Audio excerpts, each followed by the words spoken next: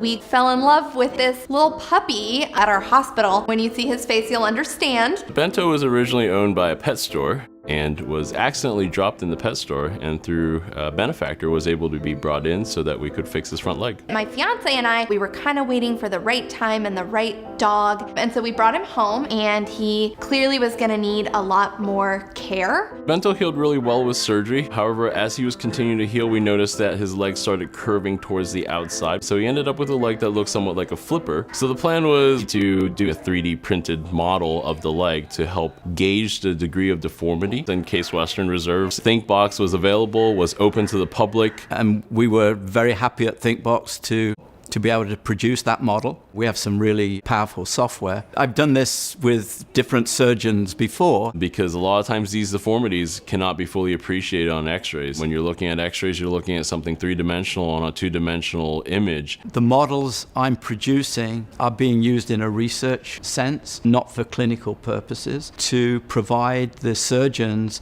with the ability to investigate different techniques that might be useful. We can resolve very fine anatomical details. There's no substitute for actually handling a 3D model. With the 3D printed model, we were able to simulate the bone cut needed to correct Bento's deformity. We were able to decrease the amount of time Bento had to spend under anesthesia, as well as other risks such as infection. Within a matter of days, he was using the leg, putting weight on it. He wanted to be a normal puppy. That's an awful thing to happen to a puppy, to be dropped. The consequences of that was severe.